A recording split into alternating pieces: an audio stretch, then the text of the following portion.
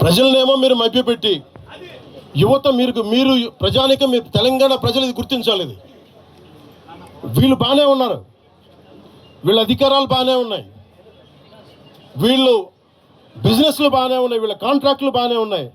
ఏదైనా మాట్లాడితే నాలాంటి వాడిని కూర్చోబెట్టి భయపెడతా ఉంటారు.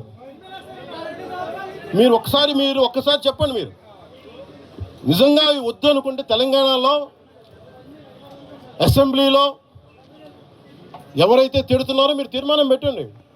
పవన్ కళ్యాణ్ అనేవాడికి ఇక్కడ పర్మిషన్ లేదు, రాకూడదని పెట్టండి పర్మిషన్. సంతోషం లేదు.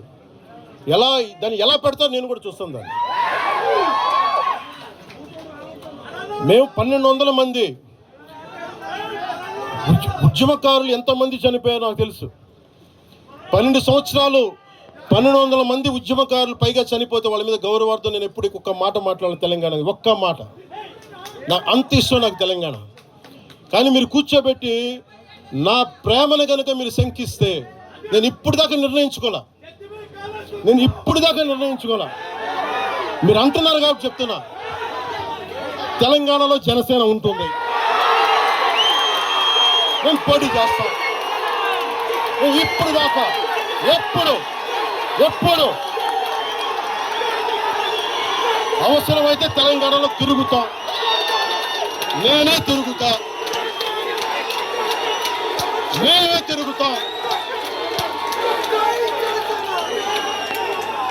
ప్రతి మీద మాట్లాడతాం, ప్రతి న్యాయాన్ని ఎదుర్కొంటాం.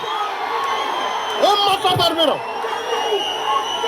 ఇది తెలంగాణ భారతదేశంలో అంతర్భాగం. మర్చిపోకండి.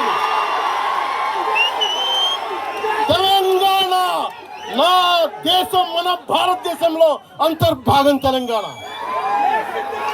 మీరు కూర్చోబెట్టి బెదిరించి రాకూడదు ఏంటో ఇవన్నీ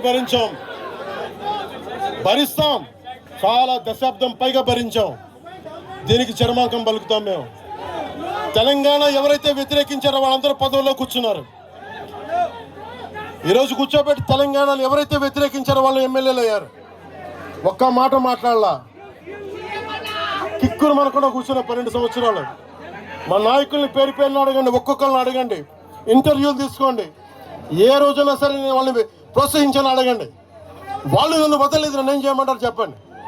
దండం పెట్టి చెప్పా, మీరు శుభ్రంగా వెళ్ళిపోండి అంటే లేదు, మాకు నీ ఆశయాలను ఇష్టం, మాకు జనసేన భావజాలం ఇష్టం. ఉన్న మహేందర్ కానీ, రాజలింగం గారు కానీ, ఉన్న ప్రతి ఒక్కరు పేరున శంకర్ కానీ, పేరున ప్రతి తెలంగాణ జిల్లాలో నాయకులందరూ యువరాజు నుంచి ఉండిపోయారు.